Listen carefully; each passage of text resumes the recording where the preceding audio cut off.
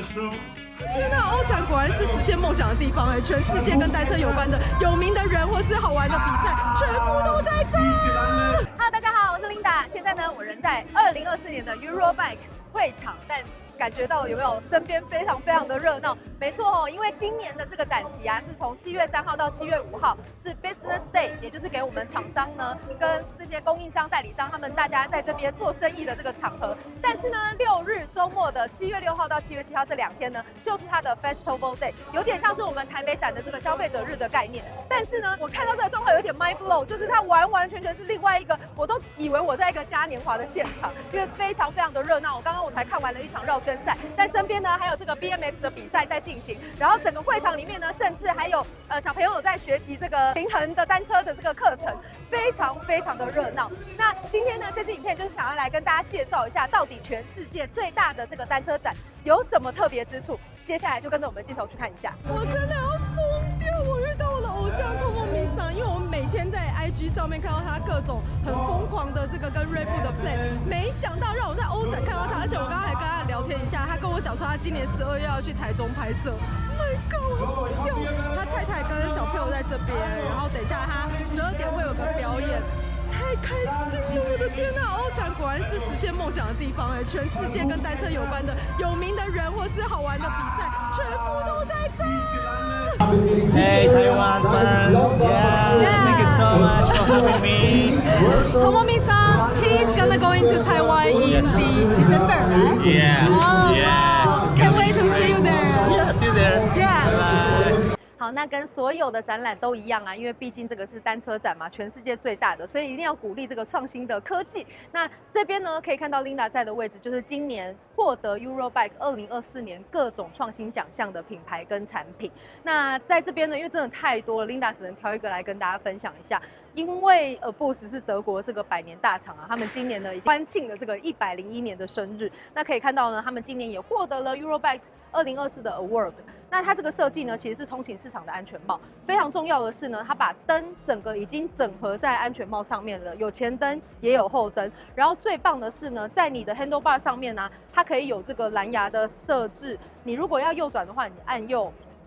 灯的部分就会出现右转；按左，灯的部分就会出现左转。甚至如果要刹车的话呢，按下去刹车，它后面会。你在慢慢按的过程，它会闪得很快，然后真正按下去的时候，它会像汽车一样有这个刹车灯的出现。那我觉得这个对通勤的车友来说非常的重要，因为骑车最怕的就是你前面的车有你不知道他现在下一步要做什么动作，无法预测的状况之下，很容易判断错误就产生了这个车祸。那因为 Eurobike 是这个世界领先的最大的单车展，所以它呢在这个整个展览里面呢，每一天哦。各种 Pink Stage 跟 Yellow Stage 这里的舞台都非常满的，有各种论坛啊，或是演讲。在例如说，绿色相关环保的议题，或是甚至呢，女性在单车产业里面，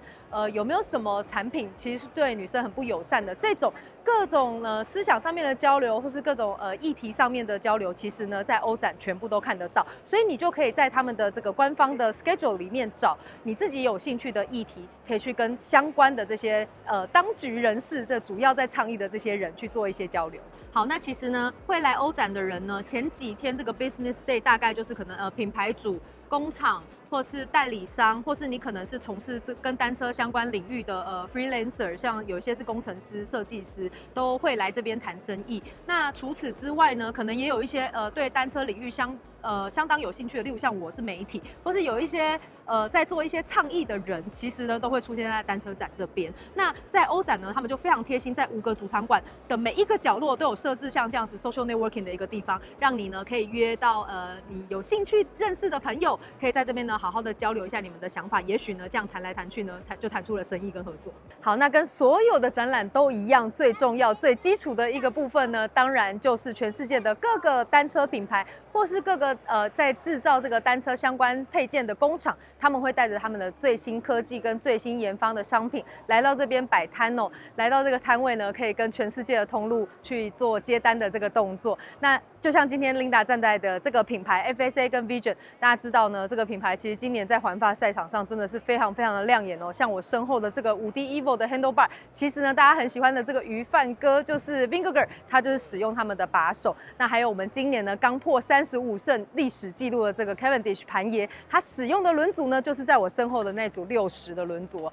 非常非常的吸睛。好，那其实呢，第一支影片 Linda 就有跟大家介绍到，就是我观察到的欧洲市场跟台湾其实是非常非常的不一样哦。那在我身边呢，就是这个 Ken， 他是 ROE Cycle 的负责人。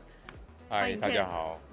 好，那我请到 Ken 呢，其实就是想要请他分享一下，因为呢，我身后这些很漂亮的单车其实都是 Ken 设计的。然后 Ken 呢，他这个品牌呢，长期在欧洲这边都有在贩售，那同时其实在台湾也有哦，所以很想请 Ken 跟我们聊一下，就是在这个通勤市场上面啊，你在欧洲跟台湾两边跑，长期观察到的不一样有什么地方？我觉得在欧洲会比较不一样，是他们有比较多个人的风格，比如说他们骑车不见得要戴安全帽，不见得要穿着像车衣，可是它很跟生活很结合在一起，所以它会比较像是 lifestyle 的产品，所以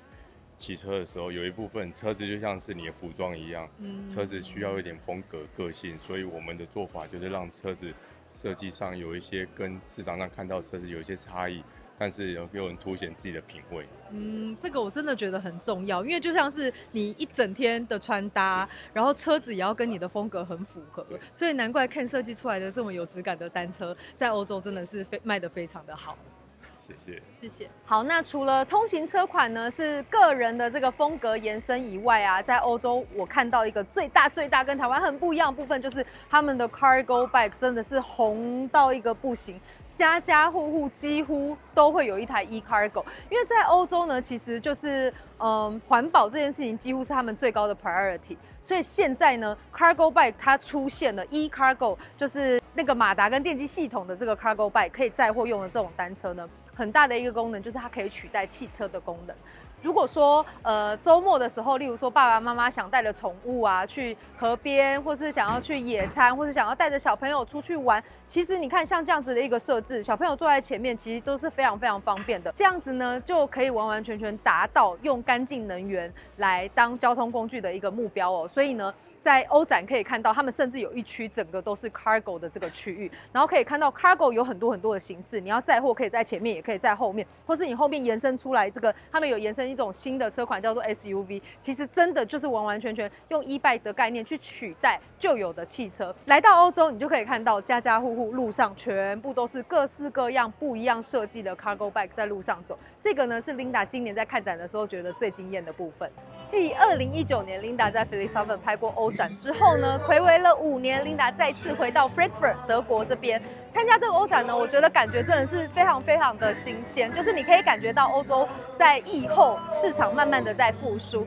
那同时呢，虽然我们这个欧展在的地区是 Frankfurt 的市中心哦，但是你可以感觉得到，今天是 Festival Day， 前面几天 Business Day 就是大家厂商好好的谈生意，这2天在周末的时候呢，他们就把整个欧展弄得整个很像是嘉年华哦，可以看到很多德国现场的这些民众啊，他们就爸爸妈妈全家大小带着小朋友也都来，然后在欧展的现场有很多 test ride， 所以呢小朋友就一起 push bike 去学怎么平衡啊，那个学单车的课程，但家长呢可以就在这边试各种最新的这些单车的科技，我觉得现场真的是非常非常的欢乐哦，欧洲人很会享受生活，这种感觉我自己是非常的喜欢。那我甚至呢还意外的在现场看到了这个我的偶像 Tomomi 的表演哦，真的是太惊艳了，不愧是世界最大的单车展，所有的最新的科技、重要的人士，那刚好今年跟这个环法卡在一起，不然我相信呢。以前就是也曾经有过环法的选手，他们就是在欧展的现场跟大家 say hi 哦。那明年呢，预告一下，欧展会移到